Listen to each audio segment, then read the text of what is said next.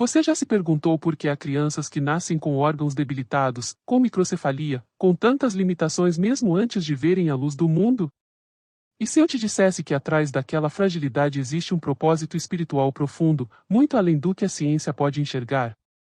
Hoje vamos mergulhar juntos em um tema que provoca dor, revolta e, ao mesmo tempo, chama para reflexão: a ligação entre o espírito reencarnante e as malformações físicas, especialmente a microcefalia, e o que isso pode revelar sobre aborto, escolha, missão e sofrimento.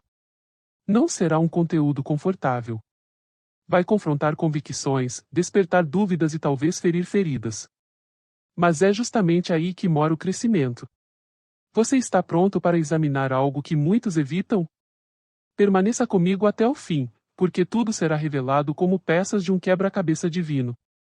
Se você ainda não é inscrito no canal, se inscreva agora, ative o sininho, essa mensagem merece ser ouvida com o coração aberto.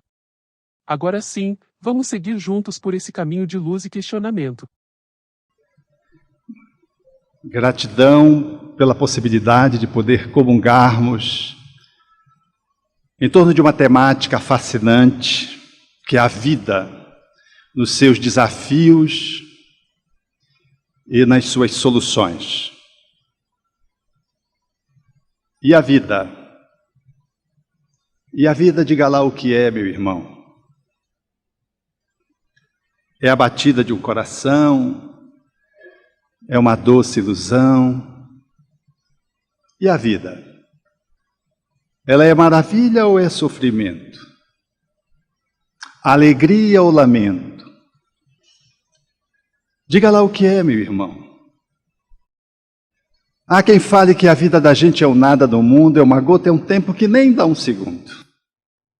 Há quem fale que é um sopro do Criador, numa atitude repleta de amor.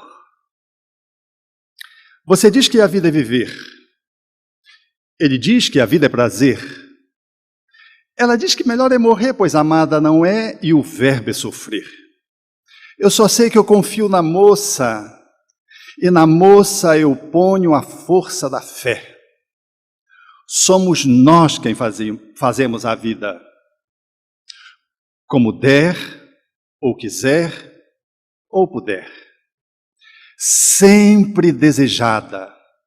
Por mais que esteja errada, ninguém quer a morte. Só saúde e sorte, um norte. A pergunta roda, a cabeça agita e eu fico com a pureza da resposta das crianças. É bonita, é bonita. Viver sem ter a vergonha de ser feliz.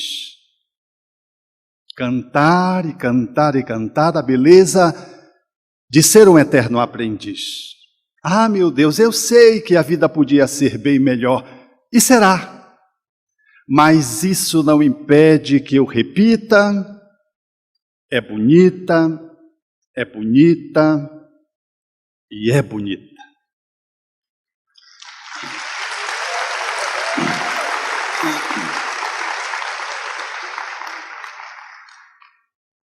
Essa música de Gonzaguinha faria jus a uma condecoração, porque ela encerra uma inspiração cósmica.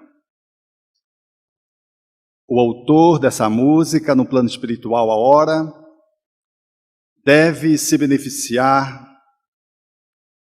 dos benefícios que estas e outras músicas, mas notadamente esta, enseja proporcionar como reflexão à humanidade. Porque vida é algo tão difícil de se poder definir, que até hoje a biologia que se debruça sobre a vida não consegue dar conta de explicá-la. E mesmo as múltiplas disciplinas da academia juntas não conseguem equacionar, por mais longa que seja a definição do que seja vida. É desafiante poder definir a vida. E talvez mais desafiante ainda é vivê-la.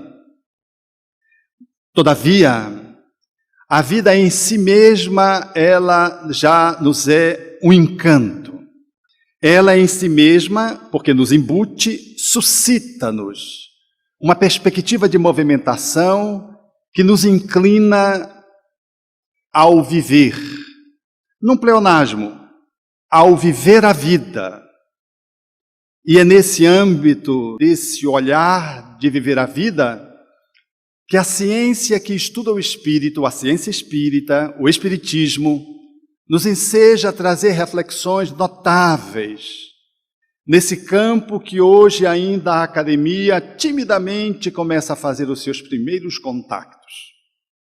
Todavia, a própria ciência, quando vai podendo definir a vida em tentativas, quando vai fazendo a sua análise, ela nos encanta, porque parece que se debruçar sobre o corpo e analisar o seu mecanismo de funcionamento, ele é já por si mesmo uma poesia.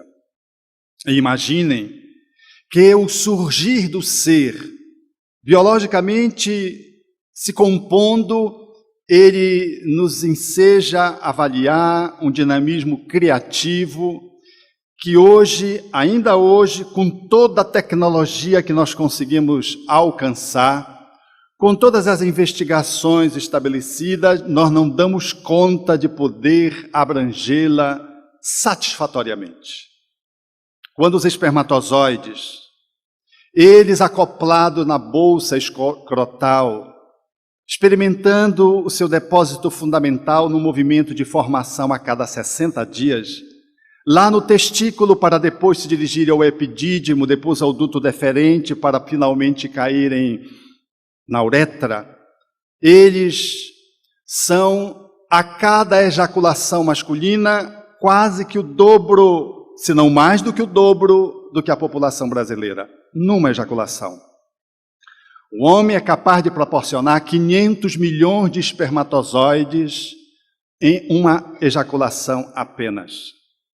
E é interessante, porque esse mecanismo de formação do espermatozoide, que se dá a cada 60 dias, ele se estrutura de uma forma tão mágica, porque os espermatozoides não adoram acidez, não suportam acidez. Diante da acidez, eles falecem, eles perdem o vigor e morrem. E a natureza dotou o equipamento genital humano, masculino, para poder ensejar a vida longa ao espermatozoide. E criou duas glândulazinhas chamadas bulbo-uretrais, porque elas ficam do lado da uretra. Essas glândulas, elas produzem uma secreção hialina, transparente, que tem uma dupla finalidade. Elas diminuem a acidez da urina, que habitualmente está na uretra, por onde o espermatozoide vai passar na busca de um encontro afetivo com o óvulo, com o ovócito de segunda ordem, na linguagem da embriologia. E essa glândula bulbo-uretral, ela proporciona essa substância para quebrar a acidez de resíduos de urina que podem estar ali na uretra. E, ao mesmo tempo, elas fazem o movimento da lubrificação do pênis para ensejar que o processo do ato sexual ele possa se estabelecer de forma prazerosa, sem dor. A lubrificação do pênis é produzida por essas microglândulas que exercem essa dupla função. E os espermatozoides, por ocasião do orgasmo, do gozo masculino, eles são propelidos num esforço muscular de todo o aparelho genital masculino, passam pela uretra e são projetados como elementos voadores, colocados no interior da vagina, na sua parte mais final, próximo ao útero. E vão a esses 200, 300, 400, 500 milhões, já tendo ultrapassado a primeira barreira, que é a acidez da uretra. E quando colocados dentro da vagina, imagine que as minhas pernas sejam a parede da vagina. E o final da vagina seja aqui. E aqui seja o colo do útero, a minha bacia. Colo do útero. Eu sou da terra do Adocica. E aqui seja o útero, a caixa torácica seja o útero. Os espermatozoides habitualmente são colocados aqui, às vezes na entrada da vagina, e tem gente que acha que não vai engravidar. Eles são tão desafiadores, eles são tão neuróticos, tão frenéticos, tão apaixonados na linguagem do nosso extraordinário baiano, recém-desencarnado, a quem nós homenageamos nesse momento, que nos trouxe essa visão do encontro da Julieta com o Romeu. Andréa, o nosso Jorge Andréa,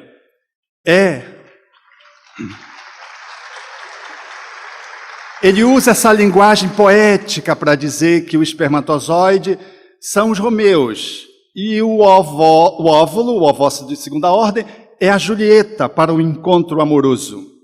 Esses espermatozoides, mesmo quando colocados no introito da vagina, eles podem fazer a sua caminhada e podem alcançar o óvulo. Haja vista, e eu já tive 2 experiências dessa ordem, de 2 mulheres que virgem engravidaram. E elas diziam, mas não houve penetração. Eu digo, mas houve gozo? Houve. Houve intimidade? Mais ou menos. Houve toda a intimidade, só não houve penetração.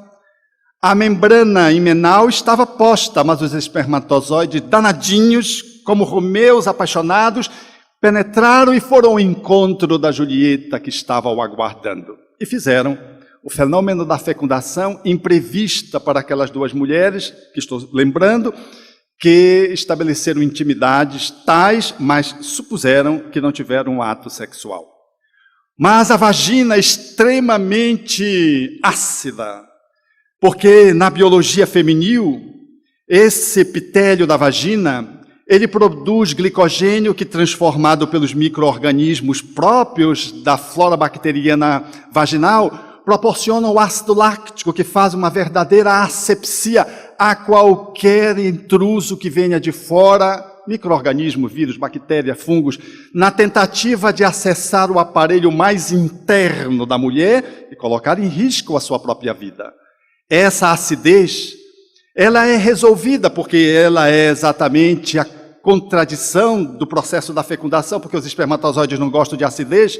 Ela é resolvida 24, 48 horas antes que a mulher vá ovular. Nos ovários, antes que o óvulo surja, nasce aqui, exatamente na cérvix uterina, na entrada do útero, no canal de entrada do útero. Há umas glândulas, essas glândulas produzem o muco que todas as mulheres conhecem, que os ginecologistas dizem é semelhante a uma clara de ovo. Elas pensam que é corrimento, não é.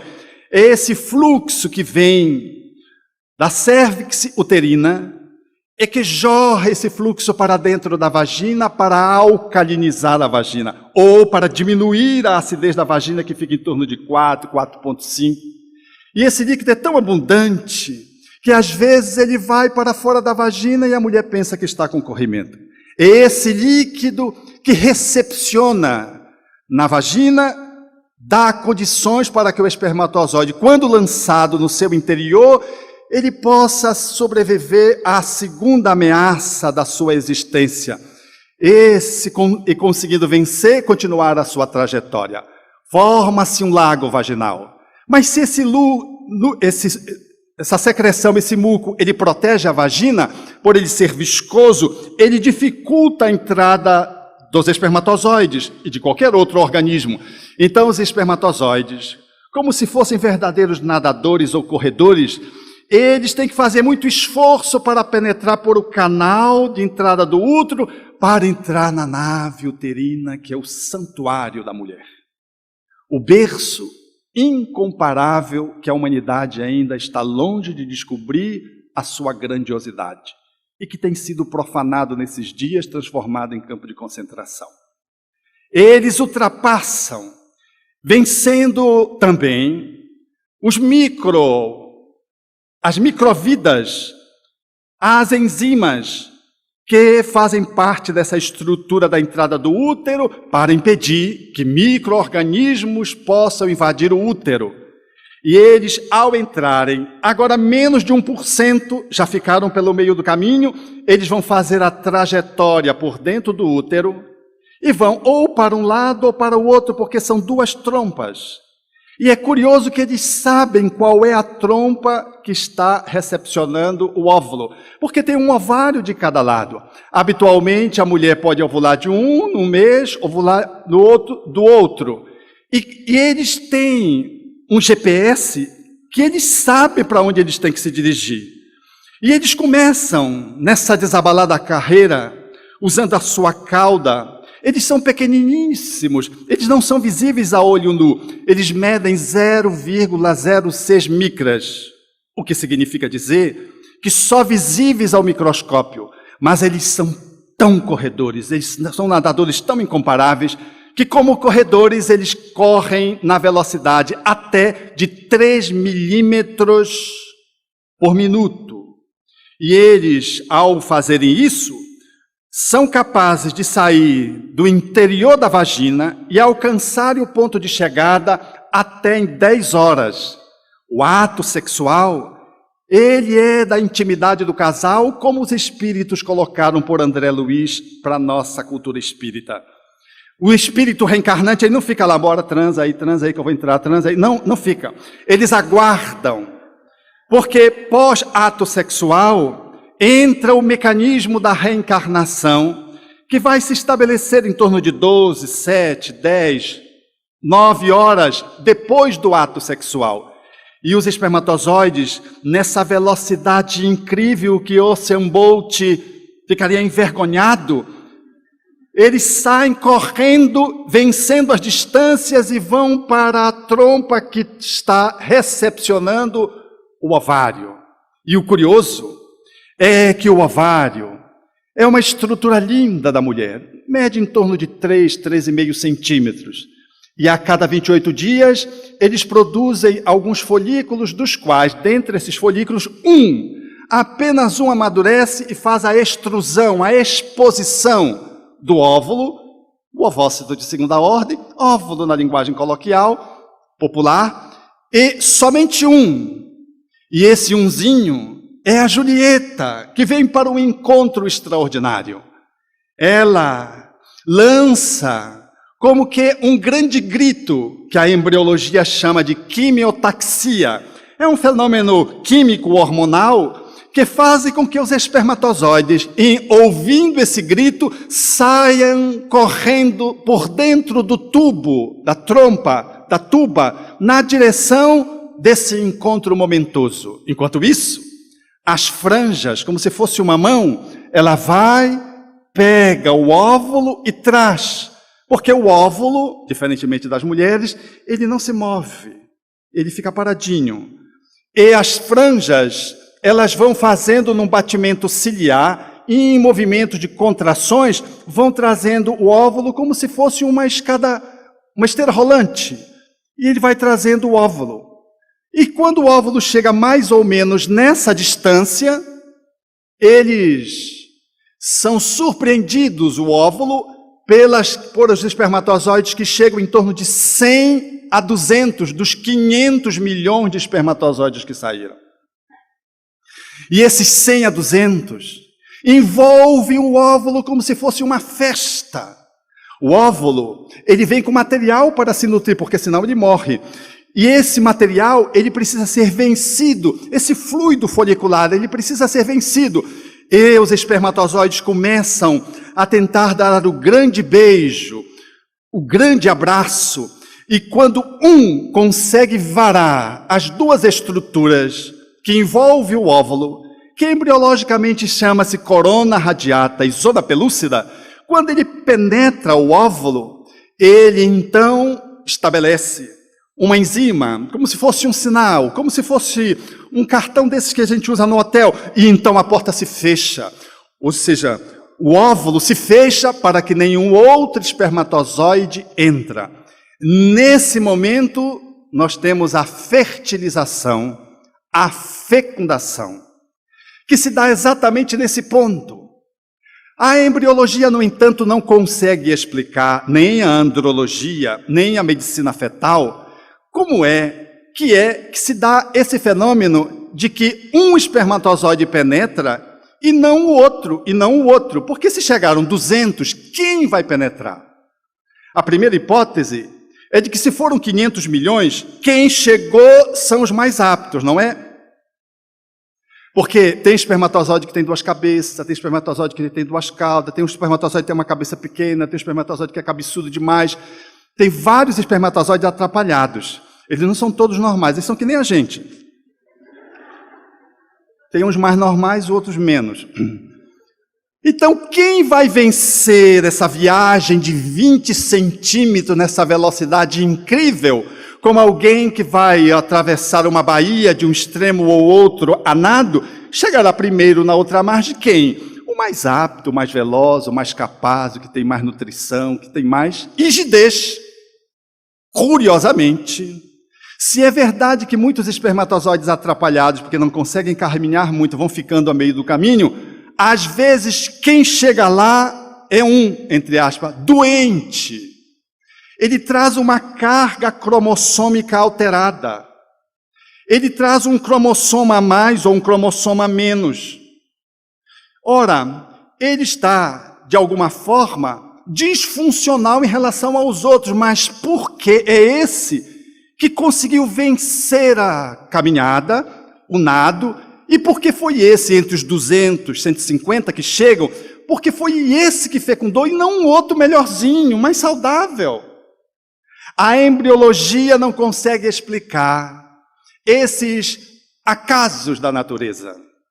Porque o espermatozoide que penetrou é um que traz uma vulnerabilidade às mutações gênicas, ou seja, quando começar a houver o processo da embriogenia, ele vai apresentar alterações e o embrião vai ficar alterado. Mas o que a ginecologia não sabe explicar, junto com a embriologia, é porque esse óvulo brotou e não esse. Porque foi a extrusão desse óvulo e não desse outro. Porque às vezes o óvulo que vem, ele não é o óvulo perfeito, não é o óvulo normal, ele é um óvulo que traz uma carga genética alterada. Ele traz o cromossoma X fraco, que gera uma patologia semelhante, que faz parte do espectro autista. O X fraco, frágil. Porque foi esse folículo que amadureceu e não o outro. Essas questões, pela lei do mecanicismo médico, pelo olhar da biologia puramente material, não consegue se explicar. Por que este óvulo e não aquele outro que surgiu e por que este espermatozoide e não um outro mais saudável? O fato é que há um abraço paralímpico às vezes, porque quem ganhou foi um deficiente. E nesse abraço, que gerou uma criança que vai ter síndrome de Down, uma trissomia cromossômica, esse ser agora chama-se ovo ou zigoto. E ele traz a carga genética, aqui nesse exemplo, de uma síndrome de Down. E ele vai sendo levado pela esteira rolante 3 a 4 dias, até que caia dentro da nave. Eu digo que é quando vai se celebrar a festa do acasalamento, que demora 9 meses. Ele é semelhante a um grãozinho de areia, visível a olho nu, que jogado num tapete felpudo, que é o útero com endométrio, ele ali colocado, vai começar o fenômeno da sua enraização. É fantástico. É de se celebrar. É de orar quando se lê esse momento da embriologia. Porque esse bichinho, ele vai se multiplicando neuroticamente, como que? Ele vai numa velocidade, se transformando na mórula, depois na blástula, depois na grástula, depois na neurula, e quando chega nessa fase, começa o fenômeno mais decisivo da formação de todos nós. É exatamente o 3º para o 4º mês, quando vai surgir os 3 folhetos que vão determinar toda a nossa formação biológica. Do 4º mês ao 8º mês, a embriologia chama de embriogênese, ou seja, é o período onde vai se formar todos os órgãos do organismo. E com 3 meses, nós somos apenas 3 milímetros. Com 3 semanas, nós somos apenas um ser com 3 milímetros. Com 8 meses, ou seja, 8 semanas com 2 meses, nós somos um ser que apresentamos 3 milímetros, mais ou menos desse tamaninho, 3 centímetros. Quando completamos o período, finalizamos o período da embriogênese, exatamente na 8ª semana, no 2º mês, quando vamos entrar para o 3º mês, nós somos 3 centímetros, como se fôssemos uma azeitona, pesando 4 gramas. Mas, antes que completemos o 1º mês, o nosso coração já pulsa. A estrutura cardíaca, ela se faz. E esse batimento cardíaco, que começa singelo, depois ele vai disparando à medida que o embrião vai se desenvolvendo, e depois ele vai voltando para um nível mediano. É essa pulsação que Bernard Eneiterson, o notável ginecologista e obstetra norte-americano, que chefiou a 2ª clínica mais importante dos Estados Unidos na produção de aborto, que pugnou pela liberação do aborto, fez um movimento oposto. Estudando a fetologia, e se alinhou com o grupo Provida para ensejar nos Estados Unidos, mesmo nos estados onde o aborto era legal, de que toda mulher tivesse o direito de ver uma ultrassonografia, que, naturalmente, havia uma sabotagem por conta da indústria do aborto, que está entre as 10 indústrias mais rentáveis economicamente dos Estados Unidos e do mundo. Então ele dizia, toda mulher tem o direito de ver um ultrassom, porque quando você vai com o ultrassom, antes que complete 1 mês de vida, já tem o coração batendo. Ele bate. Você não só vê, você ouve na ultrassonografia o coração bater. É impossível ficar insensível a um coração que bate. É impossível. Precisa ser um esquizofrênico. E toda mulher que vê no ultrassom, ouve através de um ultrassom, ela declina de seguir no aborto, cedendo, portanto, à vida e se contraditando ao argumento de que nada tem, apenas só carne, não tem coisa nenhuma, não há nada. Se uma bactéria em Marte está sendo buscada para que se decline de que a vida também está fora da Terra, está em Marte, imagine um coração que bate 74, 75 vezes por minuto. Esse fenômeno da embriogênese que se dá da 4ª até a 8ª semana, portanto nos 2 primeiros meses, nós formatamos o nosso corpo. E ao formatar o nosso corpo, quando a gente entra para o 9º mês, ou seja, a 9ª semana, portanto o 3º mês, nós entramos no período fetal, deixamos de ser embrião para ser fetos. O feto, a diferença para o embrião, é apenas de que no embrião foi tudo determinado e o feto é só engorda e amadurecimento só. Então o período mais crítico do ponto de vista médico é a fase da embriogênese. Esse período de 2 meses que ali se estabelece no início da gestação. Dessas 8 semanas que inicializam a formação do nosso corpo, que quando termina tem apenas 3 centímetros, 4 gramas, como se fosse uma azeitona. Aí termina o período da embriogênese.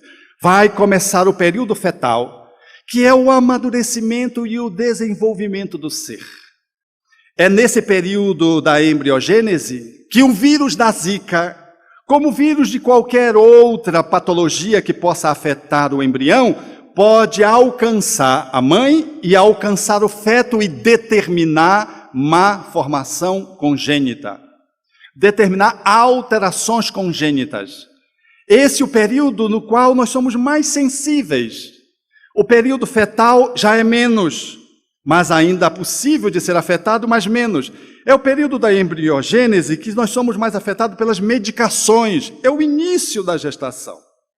Assim sendo, esses 9 meses o ser vai se multiplicando para finalmente surgir criança. A ciência espírita postula de que o início da reencarnação, quando Allan Kardec perguntou em que momento a alma se une ao corpo, os espíritos disseram na questão 344 de O Livro dos Espíritos, na concepção. Ali se inicia o processo da reencarnação e ele se conclui, se formata por ocasião do nascimento da criança, dizem os espíritos ao próprio codificador àquele tempo. Esse, portanto, é o parâmetro espírita para definirmos a vida biológica em consonância com a vida psíquica. O espermatozoide que foi selecionado e o óvulo que foi selecionado, eles o foram mediante ascendentes espirituais. Não foi o acaso biológico. Não foi um capricho da natureza que gerou um ser super bem formado ou super bem mal formado geneticamente, ou vulnerável às alterações de natureza das mutações gênicas. E é também nesse período da embriogênese que surgem as malformações congênitas, que não tem nada a ver com a hereditariedade necessariamente. É um que nasce sem a mão, um que nasce sem o pé, um que nasce sem uma parte do cérebro. E é aí que nós entramos num período delicado, porque também as ciências não sabem explicar, mesmo não tendo ascendente genético, porque congenitamente surgem seres alterados. O que é que altera os seres? Em Belém tem uma médica notável, católica, fiel à sua fé, o seu parceiro católico. O primeiro filho dela nasceu surdo, o segundo nasceu surdo. Ela então fez um estudo genético, aprofundou no estado de São Paulo e nada foi encontrado. Veio o terceiro filho surdo, sem nenhuma tara genética. E quando ela teve a quarta gestação, os médicos que a acompanharam aquele tempo, todos, sem exceção, foram de comum acordo que ela deveria abortar. E ela, católica, disse: eu não aborto. Eram 3 filhos surdos, pois o quarto surgiu normalzinho da Silva. Moleque ouve que tem ouvido de tuberculoso. Veio para ajudar a mãe a cuidar dos 3. Eu acompanhava como médico o quarto. Já tinham nascido os 3. E me encantava de ver a alegria daquele espírito que renasceu para ser o suporte dos pais, no apoio aos 3 outros irmãos que apresentavam deficiências absurdas do ponto de vista da audição. Eram surdos. Esse processo a medicina não sabe explicar. Ela não tem parâmetros, porque a genética, em sendo consultada, não respondeu adequadamente para dizer, não tem uma tara genética. Não havia nos estudos cromossômicos nenhum indicativo de pelo que aquelas crianças tinham nascido surdas.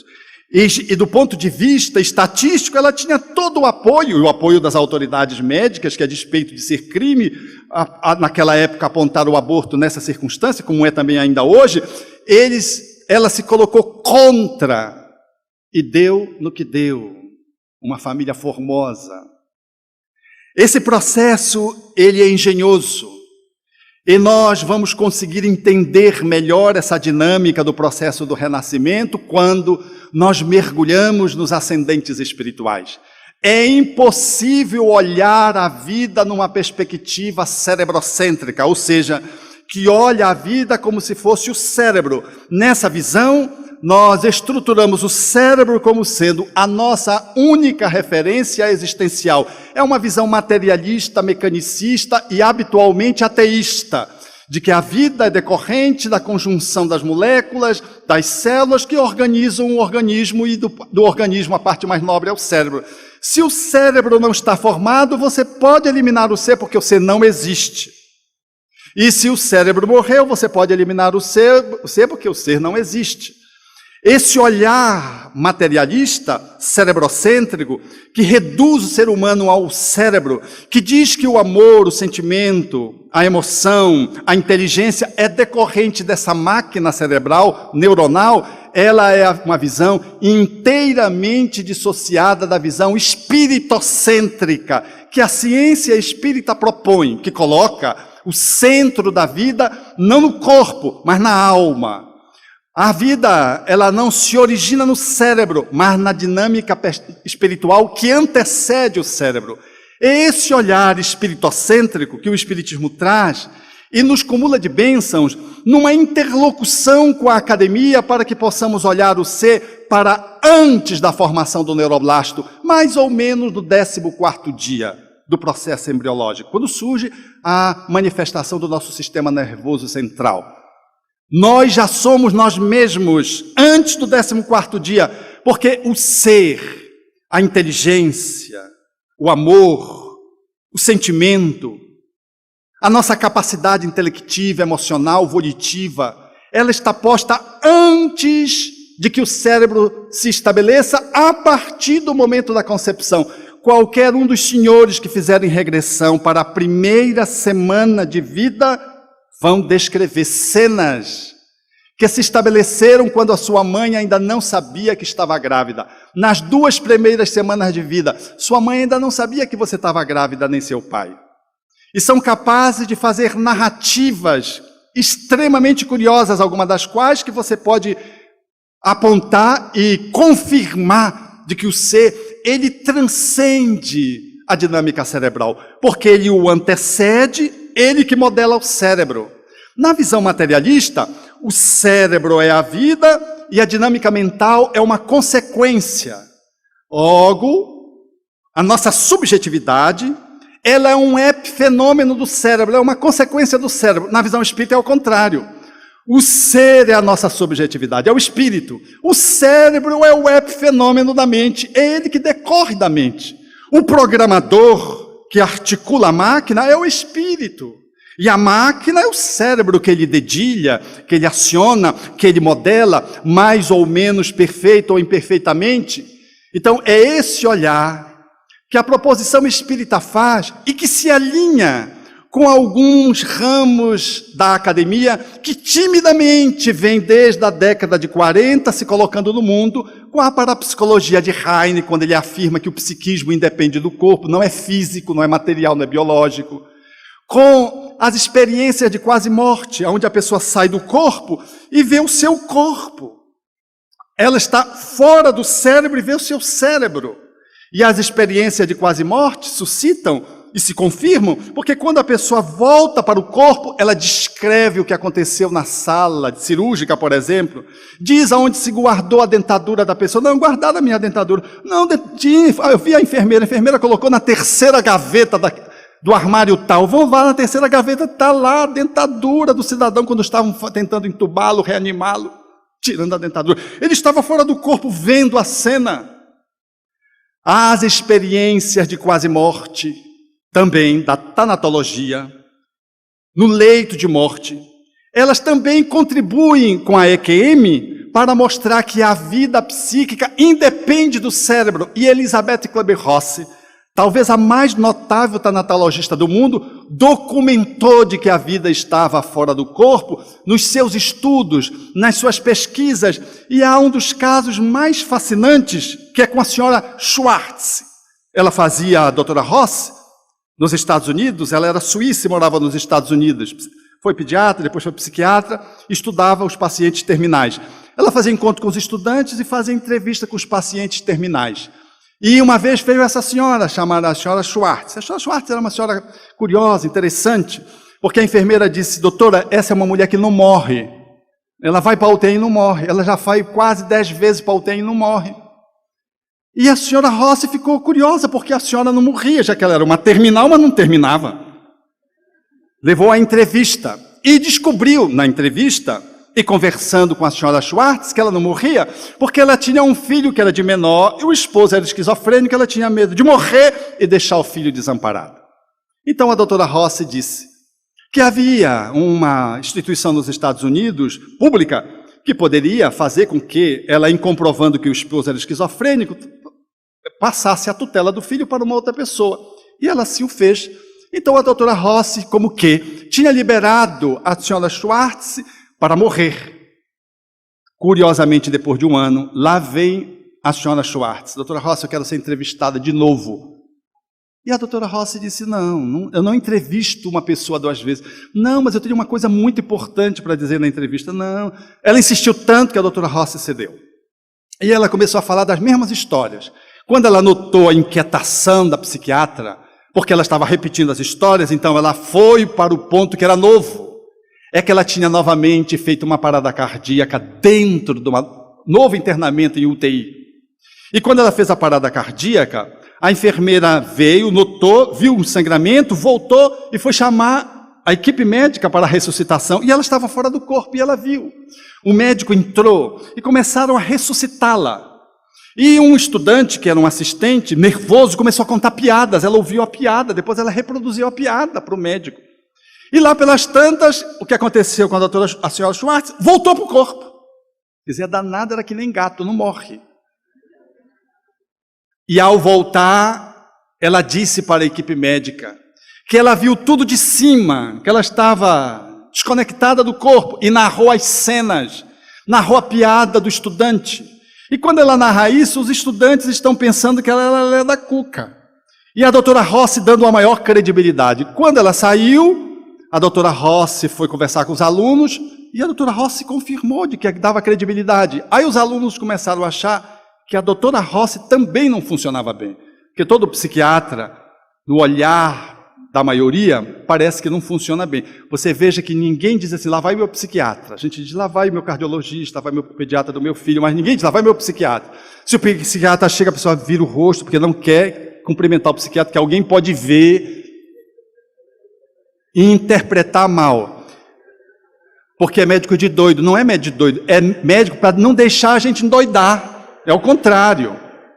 Então tenha prazer de apresentar o seu psiquiatra presente. Não precisa fazer uma festa, mas pode comunicar, não faz mal não. Eles começaram a achar que a doutora Rossi não estava funcionando bem. E ela então, a partir daí, começou a estudar as experiências dos pacientes que viviam esse fenômeno de quase morte, junto com o pastor luterano que trabalhava com ela no hospital. Ela contabilizou mais de 20.000 entrevistas. O pastor, em função das dificuldades no hospital, saiu do hospital. Entrou um substituto na capelania. E um dia, quando ela já está para desistir, agoniada com a pressão que o hospital fazia, ela, quando vai declinar e dizer para o pastor que ela ia abandonar o hospital, quando abre-se a porta do elevador, quem está dentro do elevador? A morta-viva, a senhora Schwartz. Ela tomou um susto, o pastor, novo substituto, olhou, não viu nada, se assustou, provavelmente, e ele então entrou e ela ficou de fora e a senhora Schwartz saiu e disse, doutora Rossi, venha comigo ao consultório. E saiu na frente e abriu o consultório. Foi a paciente que abriu o consultório. A doutora Rossi sentou, estava perplexa diante da senhora Schwartz, que ela sabia que tinha morrido, mas que estava diante dela. Ela sorriu e disse, eu vim aqui por 2 coisas. A primeira, para dizer para você, obrigado por tudo que você fez por mim. A segunda, para você não desistir do seu projeto de pesquisa, porque ele ainda não acabou. Como é que ela sabia? Isso eram os pensamentos íntimos da doutora Elizabeth Klebe-Rossi. A doutora Rossi pegou a xícara de café, apertou bem, tomou o café para certificar de que ela estava lúcida. Com dúvida de alucinação, ela pegou um papel, pegou uma caneta e pediu para que a senhora Schwartz deixasse um bilhete para o pastor luterano que tinha abandonado o hospital. A senhora Schwartz não se fez de rogada, pegou a caneta e deixou um bilhete e assinou para o pastor luterano. E desapareceu.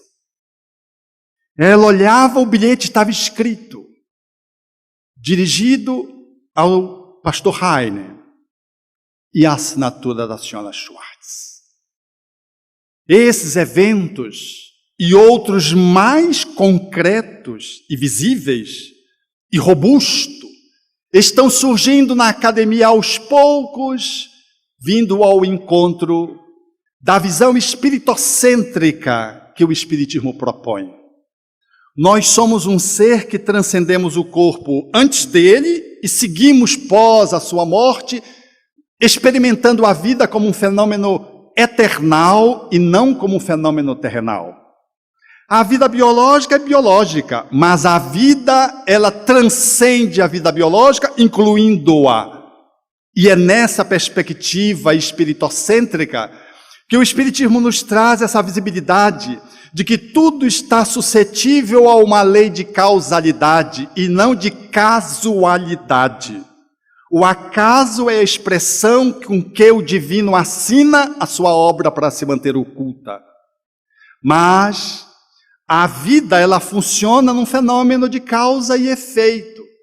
É esta lei que regula as nossas incursões no corpo.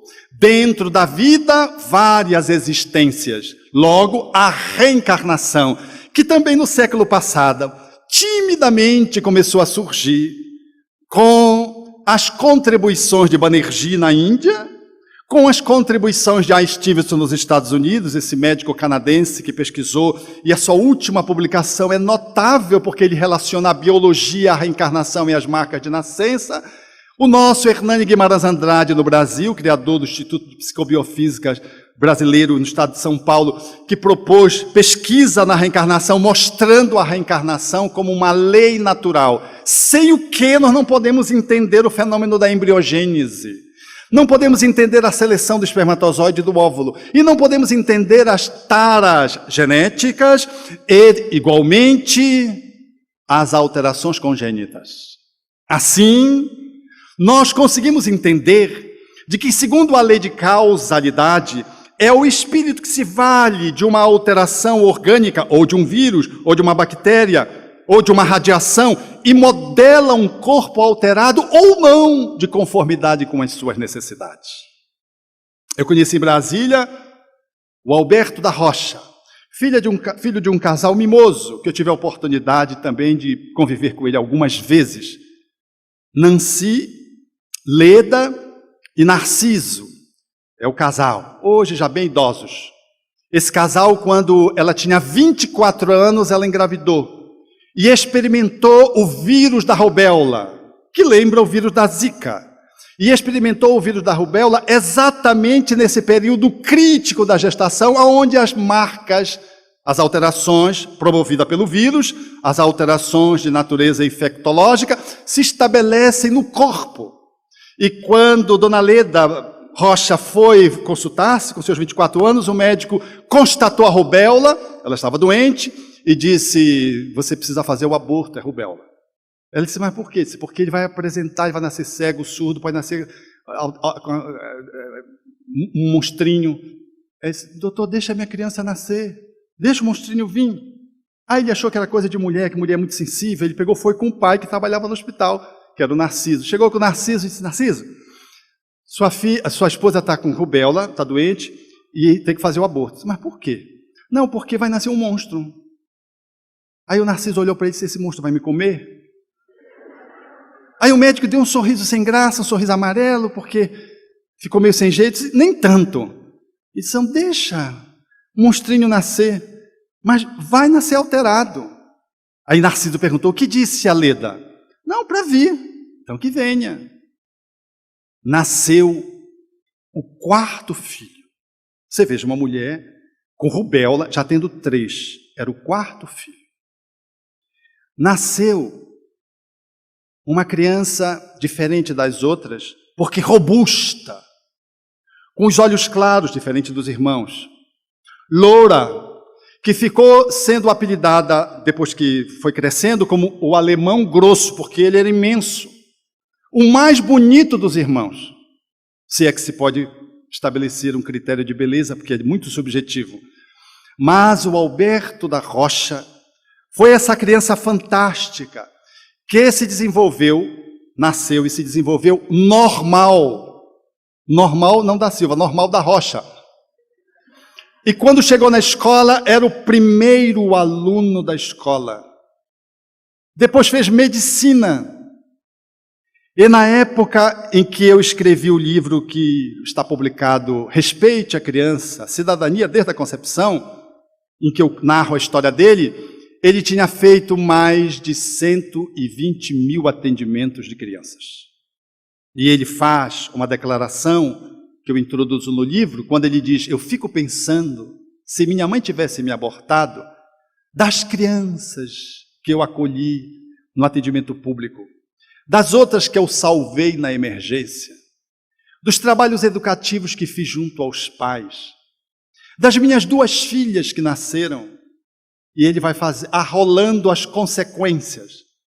Um médico notável, que certa feita chegou na enfermaria, tinha uma criança emburrada, que não deixava ninguém examiná-la, chutava, brigava, e as pessoas chegavam, os colegas, os pediatras, e não conseguiu. Ele chegou, aproximou-se: deixa comigo, isso é comigo.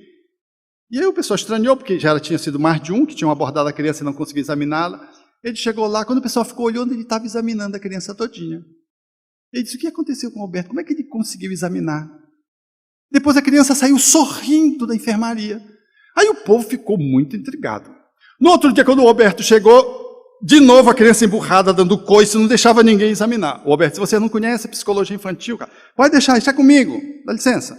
Aí entrou, a criança deixou ele examiná-la, depois de novo saiu sorrindo. E ninguém conseguia entender a magia do Alberto.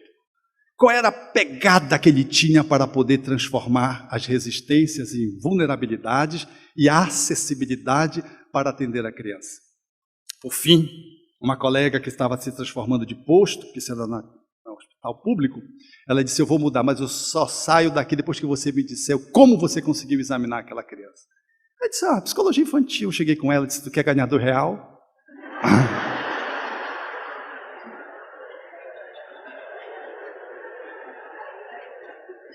Tem R$2 se tu deixar eu examinar.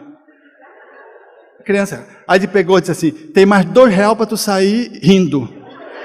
Era 4 consultas, ele pagava para a criança R$4 para examinar a criança, deixar naturalmente a criança feliz, mais saudável, e zoar ainda com os colegas. Esse é o Alberto, esse homem notável, que a última vez que me escreveu, ele disse: Alberto, estou a 200 metros da minha casa dos meus pais, cuidar deles, porque meu pai está ancião e a minha mãe desenvolveu Alzheimer. E quando eu fui falar na comunhão espírita, ele estava lá e disse: Alberto, já não são 200 metros, já mudei para mais próximo, estou a 100 metros dos meus pais, para cuidar da minha mãe que tem Alzheimer e do meu pai que está ancião. Família espírita, coerência da moral com a ética, atitude que corresponde à crença, porque se transforma em sabedoria na realidade do cotidiano.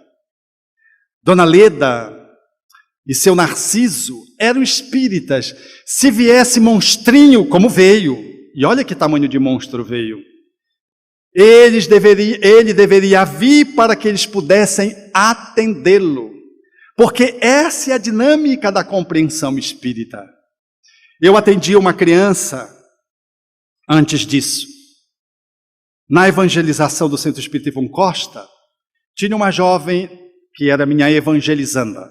O tempo correu, ela fez medicina e depois foi para São Paulo. E num dia ela me procura e disse assim: Alberto, você não sabe o que aconteceu. 6 meses antes de eu engravidar, eu sonhei que ia ter uma gravidez gemelar. Uma gravidez de gêmeos. E eu acordei e disse, falei para o meu esposo: meu amor, eu vou ter uma gravidez de gêmeos. E sorrindo, e ele disse: eles vão nascer alterados. Eu disse: como assim? Não, porque eu tenho uma intuição de que vou ter um filho com alteração orgânica. Ela espírita, ele mais ou menos, simpatizante, casou com ela, está se aproximando. Ela disse: e se nascer com alguma alteração? Ele disse: que venha, eu estou para acolher. 6 meses depois, ela engravidou de gêmeos. E os gêmeos experimentaram microcefalia, decorrentes do citalomegalovírus, que é um vírus, à semelhança de outros tantos, que ela tinha citalomegalovírus, mas estava bem. Quando engravidou, ativou e o vírus contaminou as duas crianças. Nasceu as duas crianças com microcefalia. Um homem e uma mulher. Ela me levou para que eu pudesse cuidar, em apoio aos tratamentos que ela já vinha fazendo, e espírita documentou o diagnóstico antes das crianças nascerem e estava fazendo os acompanhamentos terapêuticos necessários, como vem fazendo. Depois de 1 ano e meio em que as crianças foram se desenvolvendo, havia uma expressão de desenvolvimento muito diferente, porque a mulher se desenvolveu muito bem, nas proximidades da normalidade. E o garoto encruou e não se desenvolvia. Precariamente o desenvolvimento. Então ela me dizendo, Alberto, eu frequentando ao centro, pedindo ajuda. Por quê? Me sentindo culpada porque um desenvolvia, o outro não desenvolvia, pensando no futuro deles. E aí eu entrei em transe durante o sono. E um espírito se aproximou de mim e disse-me, ele não vai ter o mesmo desenvolvimento que ela. E mais ou menos em torno de 11 anos, ele vai desencarnar. E ele vai desencarnar para que ele não se suicide novamente, porque ele não tem estrutura de ir mais adiante.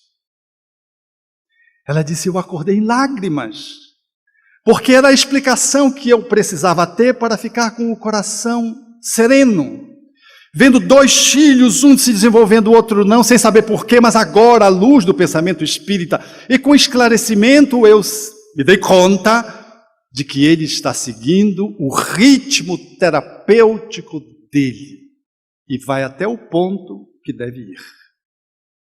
Esse é o olhar espiritista.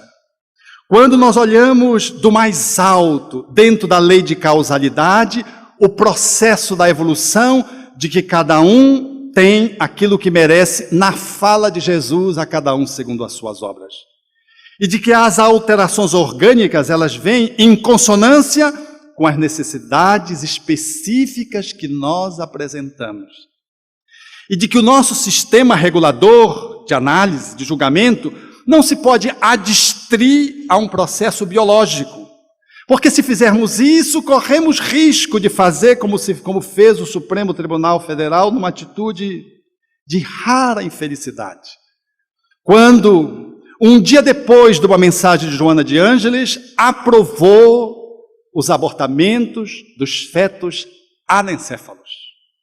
E criou, portanto, mais um espaço para a legitimação do aborto que vai, aos poucos, ganhando amplitude dentro do nosso país.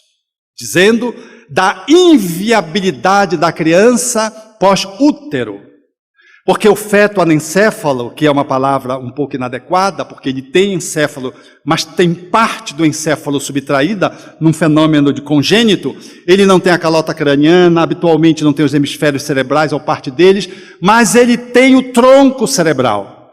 E, curiosamente, o tronco cerebral é a área aonde o espírito se faz o seu processo de inserção, de domínio no corpo, como diz o espírito André Luiz, falando dessa região do tronco cerebral chamado diencéfalo, quando o André Luiz diz que é ali que o espírito, como que, faz a regência da nossa matéria mental vinculado à nossa glândula pineal, a glândula da vida mental. Numa fala que vai coincidente com o neurocientista do século passado, quando escreveu um livro, O Mistério da Mente, Penfield, Wilde Penfield, quando diz que o centro da consciência está no tronco cerebral alto e de que os hemisférios cerebrais não conseguem muitas vezes expressar a consciência, mas de que é no tronco cerebral que a mente ela se expressa como um portal de entrada e de saída da consciência. Não é um espírita que está dizendo. Penfield é um neurocientista, fala de consciência e fala de mente, e fala da mesma região que André Luiz cita através de Francisco Cândido Xavier. Não tem o hemisfério cerebral, não pode expressar-se motoramente, não pode expressar-se intelectivamente, fica pobre a emoção, mas tem ser. Esses anencéfalos habitualmente nascem, vivem alguns dias, algumas semanas, morrem. Alguns vivem alguns meses, e uns poucos varam os meses e ultrapassam anos. Poucos, muito poucos. A maioria morre antes do primeiro mês. Mas a anencefalia, esse processo de vir sem uma parte do encéfalo, é resultado de uma ação desequilibrada do espírito. E Joana de Ângeles, um dia antes do tribunal arbitrar, indebitamente, porque legislou de uma certa forma, sob essa medida que vem sorrateira no nosso país, querendo legalizar o aborto, que por trás está o interesse econômico, Joana de Ângeles propõe de que a anencefalia em muitas ocorrências é o tiro com arma de fogo que você lançou sobre a cabeça, ou a projeção dos abismos, dos edifícios, quando você se suicida, lesando o corpo, lesando o perispírito e modelando um novo corpo já no movimento de autorrecuperação do espírito, fazendo o caminho de volta. A anencefalia, portanto, não é um ser destituído de vida. Ele é um ser que está comprometido na sua expressão, mas é um ser. E é um ser humano. Porque, pasmem, meus amigos, todos os embriologistas, os mais famosos, eles são em comum acordo de que quando inicia a fecundação, inicia-se a vida humana. Quando Carl Bayer, o pai da embriologia, afirma a vida humana começa na concepção. Ou quando Lerume, o pai da genética moderna, diz, quando esteve no Brasil no ano de 1988, quando nós aprovamos a Constituição, ele disse, se um aluno meu de citologia não sabe diferenciar um zigoto de um homem, de um ovo, de um chimpanzé, ele está reprovado da minha disciplina. Porque um zigoto de um homem, um ovo de um homem, do ser humano, ele está inteiro e completo, e você poderia dar uma carteira de identidade internacional. Isso em Brasília, isso, quando esteve aqui em Brasília. Uma carteira de identidade internacional. Os embriologistas são fantásticos, porque eles dizem aquilo que a proposta espírita diz, sem conhecer os ascendentes espirituais.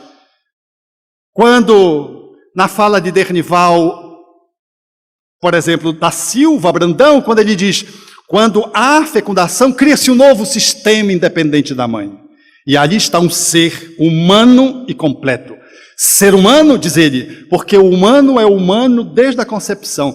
Nós não temos uma fase onde nós nos humanizamos, ou a gente é humano ou não é humano. E um ovo de um homem, de um ser humano, é de um ser humano, ele é um ser humano. E é completo, porque depois que se forma a célula ovo, está ali determinado todo o desenvolvimento e maturidade do ser completo. Ele não precisa de mais nada. Ele tem dentro de si completo todo o seu desenvolvimento. Ele é um ser completo, nada obstante esteja interligado com o ventre materno. Mas, meus amigos, me desculpe essa fala, às vezes incomodadícia, mas nós precisamos arregaçar as mangas para celebrar a vida que está sendo ameaçada e ensejar a possibilidade de impedir que o crime do abortamento se amplie no nosso país, que acabou de celebrar uma Paralimpíada de respeito aos deficientes. Porque a nossa Constituição, ela emerge da Declaração Universal dos Direitos Humanos de 1948, depois de uma Segunda Guerra Mundial, onde Hitler deveria ter estabelecido de uma raça pura e perseguia os judeus, os homossexuais, os negros. Esse olhar da falta de garantia, de proteção ao ser humano enquanto direito de vida, está postulada nessa Declaração Universal dos Direitos Humanos. Todos nós somos livres e iguais. E no artigo 3º, temos o direito à vida, a proteção e a segurança. A nossa Constituição se inspirou nisso e construiu um Estado democrático de direito e no seu artigo 5º coloca como inviolável a vida, dentre outros, e assegura, enquanto Constituição, garantias que devem ser asseguradas aos nossos direitos constitucionais. E o direito de viver, o olhar de que é um ser humano, um sub-humano, um deficiente. Isso nos fez colocar os indígenas e os negros numa condição de sub-raça e tratarmos eles como animais. Isso fez com que Hitler tratasse os judeus de uma forma diferente. Isso fez com que os operários fossem tratados como uma subespécie. Isso fez com que os negros na África do Sul ou nos Estados Unidos antes de Abraham Lincoln pudessem também ser caracterizados como menos. Nós precisamos tomar muito cuidado porque a gente pode reencarnar numa condição como essa. Até por egoísmo a gente deveria votar contra, fazer campanha contra. A gente não sabe o nosso dia de amanhã. Não é verdade? Ou você se garante? Porque não nasce anencéfalo só quem se suicida. Nasce anencéfalo que faz mau uso da intelectualidade também. Não sei se nós estamos imunes a isso. Quem tiver imune, levante-se e saia. Ó, ninguém saiu. Todos estamos imbricados nisso. O respeito à vida. Que Allan Kardec perguntou aos espíritos, a questão 880 do Livro dos Espíritos, qual o primeiro de todos os direitos naturais do homem? Os espíritos começam o de viver. E comete delito aquele que manifesta-se fazendo qualquer impedimento ao ato de viver.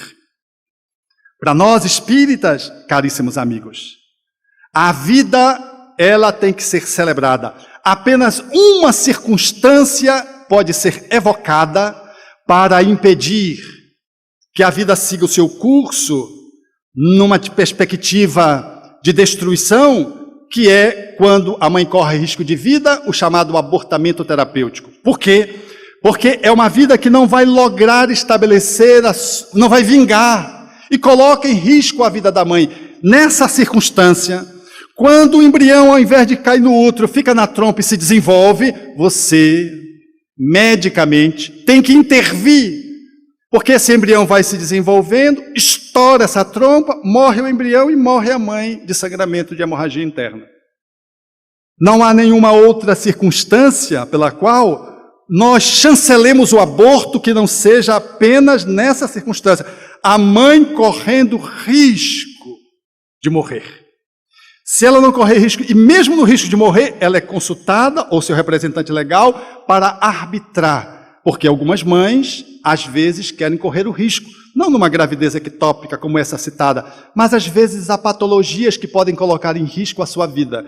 E uma vez eu recebi um telefonema de uma amiga assim. Ela me telefonou e disse, o meu ginecologista obstetra quer fazer a ligadura de trompa. Eu digo, e qual é o problema? Ele disse, não, é porque ele diz que eu vou fazer a 4ª cesárea e ele diz que o meu útero não aguenta. Eu digo, então. Ela disse, mas se tiver mais um? Eu digo, você está brincando, né? Você quer deixar seu esposo viúvo, né? Porque ela ia fazer a 4ª barrigada e já tinha adotado 5. Então eu fiquei em dúvida se ela era por amor a um outro que poderia vir por ela, ou se era querer abandonar os 9 que estavam vindo, deixando com o esposo, ou que ela queria se vingar do esposo. E eu chamei a atenção dela para esse aspecto. Mas vejam o pudor dela, com a possibilidade de ter mais um filho, porque não viria se fizesse a ligadura de trompa. Não há possibilidade de que se inviabilize uma gestação que não seja tão somente quando a mulher corre risco de vida, e se ela escolher. Porque algumas mães optam correr o risco de vida e conseguem lograr êxito. E hoje a medicina avançou tanto que é mais fácil levar uma gestação a termo do que interromper a gravidez, que a mãe corre mais risco, na maioria das vezes. Por isso o aborto terapêutico cada vez é menor.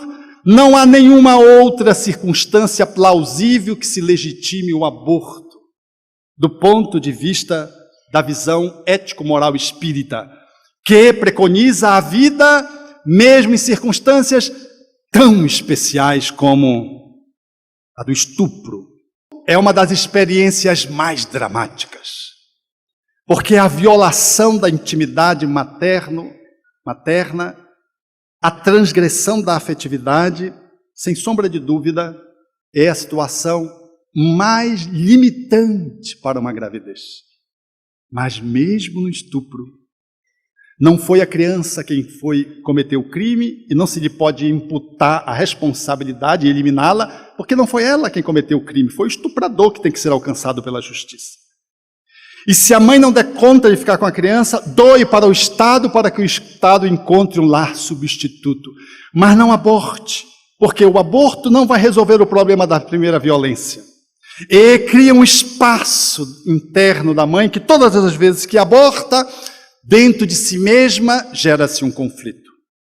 Eu, quando tratava dessa questão e lia os espíritos que escrevem sobre essa questão, notadamente uma fala de Joana de Ângeles, ela diz de uma forma poética, e para mim era só poético e romântico. Ela diz mais ou menos assim: quando o espírito nasce em semelhante circunstância do estupro e é acolhido com a amorosidade pelo coração maternal, quase sempre ele se transforma numa floração de bênçãos sobre a cruz de agonia em que o coração feminino se esfacelou. Eu achava lindo, tanto é que eu decorei. Lindo, poético, mas nunca achava que isso era de verdade. E um dia eu tive a oportunidade de testemunhar essa experiência com uma mulher que sofreu uma violência sexual, chegou comigo, jogou ultrassom e disse: se o senhor me perguntar se eu sou virgem, eu sou, porque eu nunca tive ato sexual com ninguém. Mas veja o ultrassom, lá estava o saco gestacional e o coraçãozinho do bebê. Ela disse: tal foi a violência do ato. Meus irmãos, essa companheira tinha 6 meses de espiritismo, só. Ela me conheceu numa viagem que eu fiz ao interior de um estado. E ela foi a Belém para viabilizar o aborto. Foi a 2 clínicas e, por motivos variados, declinou, foi à União Espírita Paraense, tomou o meu endereço e foi comigo. Numa circunstância muito curiosa, porque quando ela foi, a paciente que estava marcada faltou. Veja a combinação. E eu não precisei fazer muito esforço para convencê-la de que ela poderia ficar com a criança, ainda que naquela circunstância tão dramática. Ela ficou com a criança. E eu fiz uma profecia, quando ela se remeteu aos pais.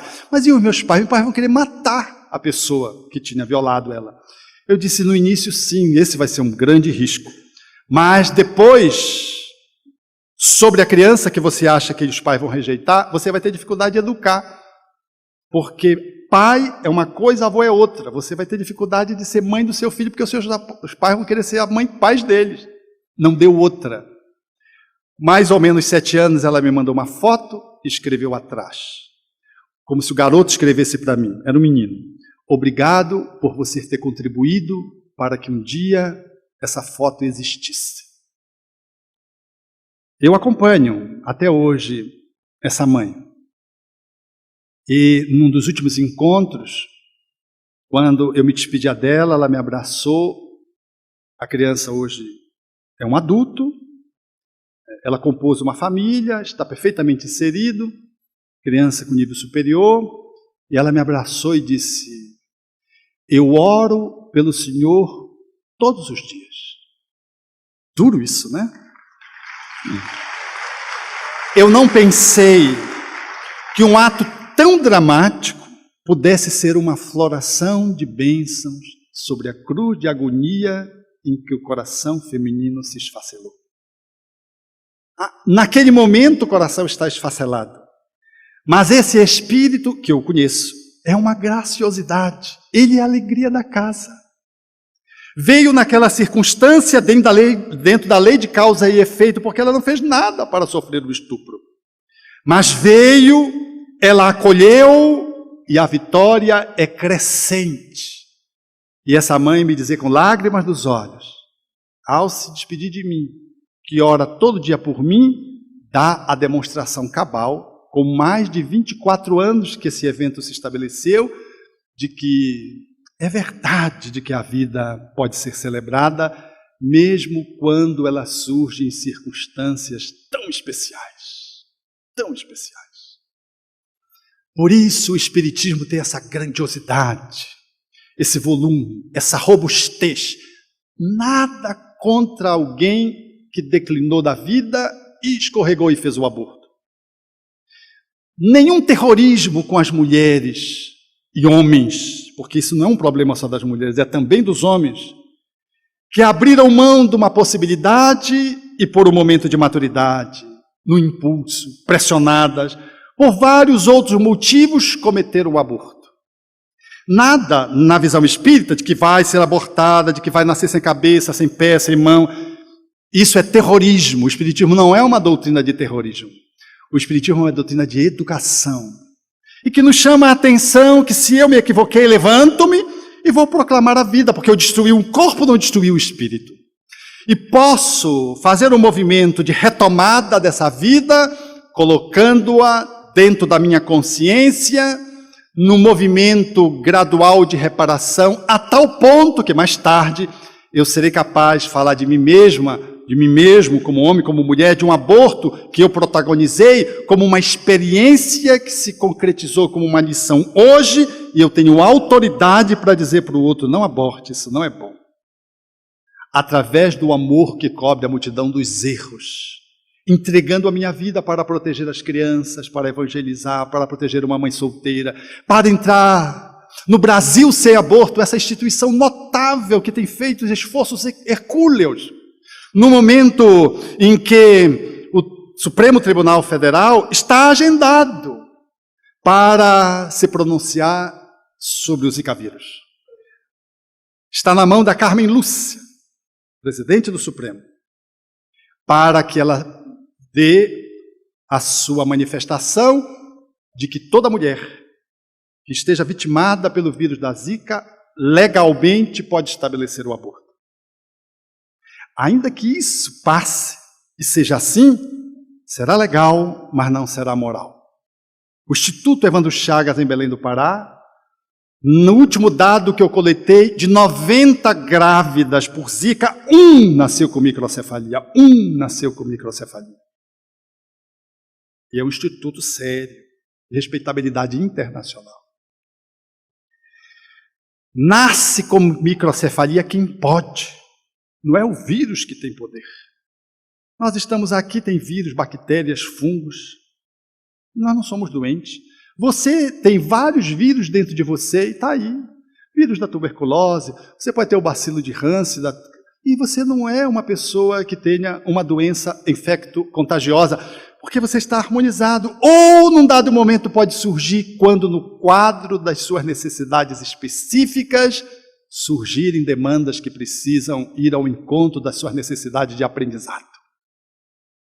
Por isso, a perspectiva do olhar espírita se inclina ao nosso favor, para celebrar a vida, ainda que a vida possa estar desprestigiada, seja no ventre materno, seja alguém que vai com Alzheimer ou com doente terminal, que o pessoal apressa com a eutanásia, porque a eutanásia ativa no Brasil é crime também.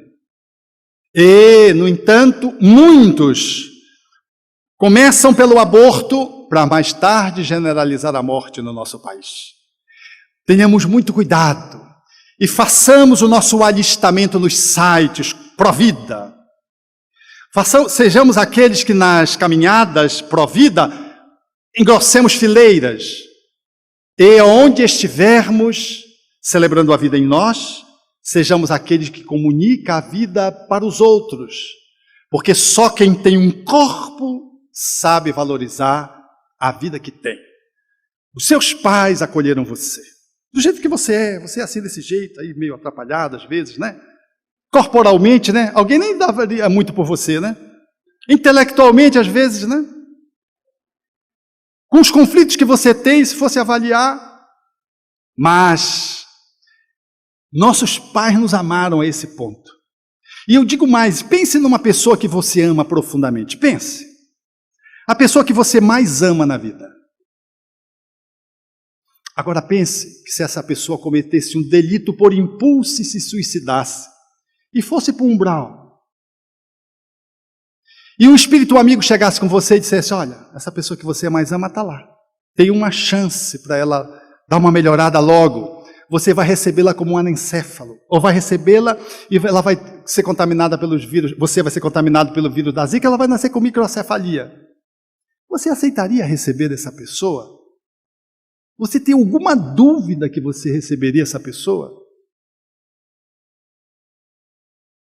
O amor é capaz de sobrepujar todos os limites inimagináveis que se nos anteponham. Se eu amo alguém, eu sou capaz de recebê-lo surdo, mudo, sem cabeça ou sem parte da cabeça. E vou recebê-lo por amor. Porque quando o amor ama, ele ama incondicionalmente. Não foi sem razão que Jesus conclamou para que as crianças fossem dirigidas a ele, que não as embaraçassem, falando para que os discípulos assim o fizessem. E nós, nesses dias, estamos sendo chamados a fazer isso. Do nascimento ao curso da existência, no homicídio, no suicídio, até o final, quando é a eutanásia, às vezes, elaborada às escondidas, ou protagonizada no outro país, como a Suíça, onde ela é legal. Onde as pessoas fazem um testamento, fazem até missa, e ela é legalizada. Eu me mato no suicídio assistido. Mas lembro-me de Valéria, que era aquela mulher que Chico Xavier visitava. É uma deficiente. Na linguagem espírita, é um espírito que reencarnou num movimento expiatório. Estava lá, com o cérebro tacanho. Na linguagem psiquiatra, é um débil mental, leve, moderado e grave. Ela era grave. Chico ia dar passe nela. E Chico, na sua ternura, queria que ela falasse e suscitava que ela pronunciasse o nome de Jesus, e nada da Valéria pronunciava o nome de Jesus. E ele ia regularmente dando passes e conclamando Valéria a pronunciar o nome de Jesus, que é um nome muito forte, que gera repercussões. E aí o Chico já fazia uma conferência em torno do nome de Jesus. E lá num dia, quando ele pede para que ela fale, ela diz, Jesuso. Ele exultou de alegria, chamou a mãe da Valéria, olha o que Valéria está dizendo, diga Valéria. Aí a Valéria repetiu, Jesuso. Passado algum tempo, Valéria desencarnou. Era o débil mental grave, uma alteração cerebral importante, que a gente acha que não vale a pena. E naquela circunstância, quando ela desencarna, foi-se Valéria e aquela semeadura ficou no tempo. Num dia Chico está com angina, com dor, pede ajuda espiritual, vem um espírito, estende as mãos luminosas, raios luminosos alcançam o plexo cardíaco de Chico, a angina vai, cede, a dor cede, ele visualiza o espírito e pede ajuda para aquele espírito, que ele pudesse mantê-lo naquele estado de serenidade, mas pede-lhe o nome para que ele pudesse orar em termos de gratidão. E o espírito sorri e disse, você não está me reconhecendo? Ele disse, não estou reconhecendo. Ele disse, eu vou dizer uma palavra que você vai se lembrar de mim. Jesuso. Ah, é você, Valéria. Era Valéria. Um débil mental grave, atendendo Chico Xavier numa angina. Por isso, os espíritos disseram a Kardec na questão 371, 72 e 73, falando do idiotismo, do cretinismo, que era a linguagem psiquiátrica da época, de que muitas vezes aquele que está com o cérebro retido, embaralhado, desmantelado, ele tem mais conhecimento do que você mesmo, que está muitas vezes na posição de um pai e de mãe. Mas é alguém que cometeu um delito e está aprisionado num caminho de refazimento interior. O espírito não corresponde ao corpo, o corpo está violado, mas o espírito está em processo de aprendizado. É um musicista que está com o violão, mas só tem uma corda ou não tem nenhuma, ele não pode tocar a música da vida. Celebremos a vida em qualquer circunstância, mas diante do útero e de uma mulher grávida, nós devemos nos vergar diante dela, porque ela guarda o representante da divindade, o Senhor embrião, e nós não podemos avaliar em que direção aquele espírito está indo, ainda que nascendo numa condição, às vezes, de exceção. Por isso, o Espiritismo evoca Jesus, conclamando-nos para ter vida e vida em abundância. Feche os olhos comigo por um instante e sinta, por trás das limitações físicas, existe sempre uma chama espiritual pulsando, um ser que se oferece ao mundo para ser lapidado, para amar e ensinar, mesmo em silêncio. A microcefalia, as enfermidades congênitas, os corpos frágeis, tudo pode ser expressão de um espírito que decidiu enfrentar barreiras para doar luz, para amar com ainda mais intensidade. E não para sofrer, mas para se expandir. Quando pensamos no aborto, muitos querem afastar a dor. Querem evitar o monstro. Mas será que podemos extinguir uma vida, ainda por nascer, que já carrega uma missão? Que já está vivenciada no mundo espiritual? Se você tem dúvidas, revoltas, medo, isso é humano. Mas não se esqueça, o amor é maior do que qualquer limitação. Ajuda, acolhimento, luz interior, esses são os antídotos. Leve dessa mensagem uma certeza: toda vida merece ser celebrada, ainda que nasça marcada. E se alguma vez você carregou culpa por um aborto, saiba que a doutrina espírita propõe que é pela reparação, pelo perdão e pelo amor que nos redimimos. Compartilhe essa mensagem com quem precisa enxergar além da matéria. Deixe nos comentários o que pulsa no seu íntimo. Inscreva-se, ative o sininho, e siga comigo nessa jornada de consciência e renascimento.